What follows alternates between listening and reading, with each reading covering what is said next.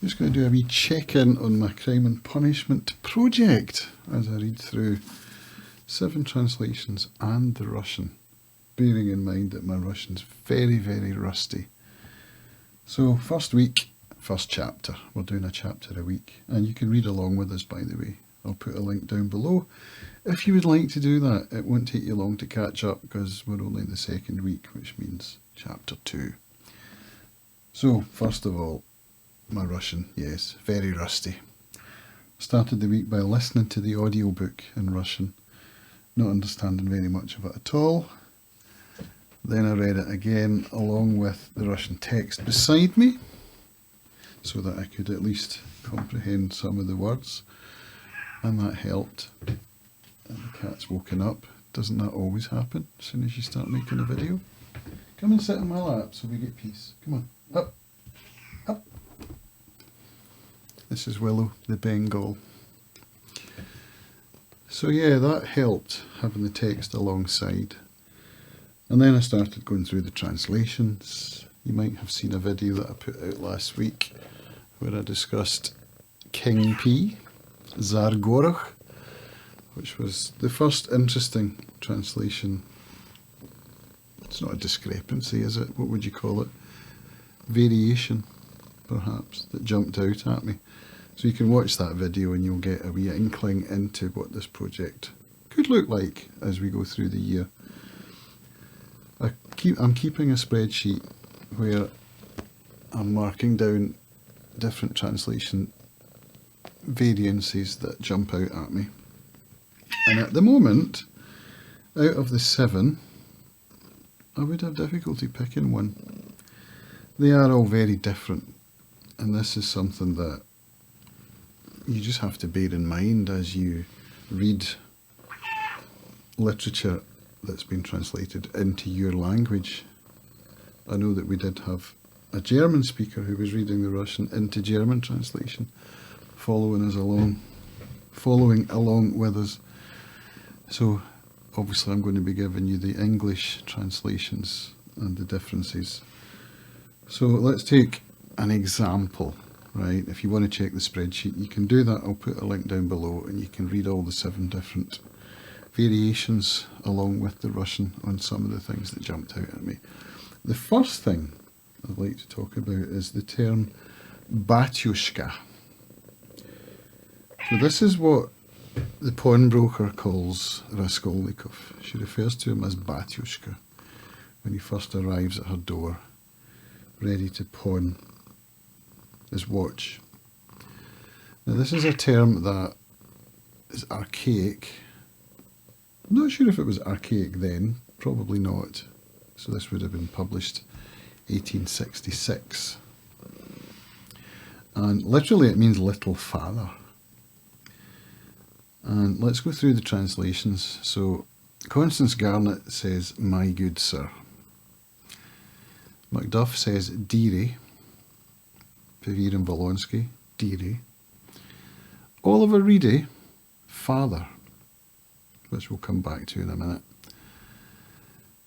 Pasternak Slater, "Mr." Michael Katz, "Dearie," and Roger Cockrell, "My dear sir," the first time, and then "sir" each time afterwards. So we've got 3 translators who've chosen to go with "dearie." Only one who's gone with a more literal translation, but with a footnote. And this is the same as what happened with the Tsar Gorokh Russian into English translation as King P. Oliver Reedy has chosen to be more literal and to give us footnotes, which I find interesting. I think in terms of batushka, if you're going to give a footnote to explain why you've chosen to go with father, you might just have gone with batushka and given the footnote, because I think the word father, it means something different. But he does go on to explain. Let me read out his footnote. He says, "The word batushka, a now old-fashioned term of address that is both respectful and familiar, literally means little father and has a broad scope of reference that includes priests and czars. In view of the centrality of the theme of paternity and family ties in general to crime and punishment, the literal meaning has been retained here and subsequently. So, yeah, fair enough. I still think batushka, untranslated, with a footnote, might have worked a bit better. Let's move on to the ruble notes that the pawnbroker says she paid out the last time Raskolnikov came round to pawn his ring. So she talks in the Russian, it says dva bilyetika. So literally 2 little tickets. It doesn't say rubles. And then goes on to say 1.5 rubles. So she actually uses the word rubles the second time, but the first time it's 2 little tickets. So let's see how the translators have dealt with that. Constance Garnett says simply, I gave you 2 rubles last time. So straightforward, translated. Lost the nuance, I think, of dva bilyetika, 2 little tickets. But for the English reader, doesn't matter. Macduff, he says, I let you have 2 tickets for that ring last time. 2 tickets? Confusing, I think, for an English reader. Pavirin Volokhonsky, last time I gave you 2 rubles for your ring. Straightforward, understandable to the English reader. Oliver Reedy, I gave you 2 nice little notes for that ring of yours the last time. That works. We do talk about banknotes in English, not tickets. So that works. But there's a footnote as well, which says 2 1 ruble banknotes, yellow in colour. So I quite like this footnote thing. I'm liking that translation. Pasternak Slater, last time I gave you 2 little ruble notes for your ring. Not bad, I suppose. Women, particularly in Russia, like to use diminutives. But you find it in Scotland as well, actually. And I'm sure in other languages. So, bilyetik is a diminutive of billet, which means little ticket. In Scotland we would say wee, I'll give you a wee ticket. Or, I remember when I used to work in the post office, one of my staff would say to customers, would you like a wee receipt? There's nothing wee about the receipt, it's just a kind of diminutive term of familiarity, I suppose, or friendliness, or, Michael Katz, last time I gave you 2 rubles for that ring. And he spells rubles just R-U-B. The other ones have spelled it R-O-U-B. Interesting observation. It's the only one who spelled ruble R-U-B. And lastly, Roger Cockrell. Last time you came, I gave you 2 rubles for your ring. So there's an example of some of the decisions that translators have to make. And I think if you want to be more literal, I think perhaps Oliver Reedy, although that surprises me based on the research I've done, which seems to be of the opinion that Oliver Reedy's translations are more modern. So, yeah, that surprises me. There are other things I've picked out. There's the brimless and bent on one side, the hat from Zimmerman's. So we have all the 7 translations of that. I won't go through them all. You can check the spreadsheet and read along with us if you would like to.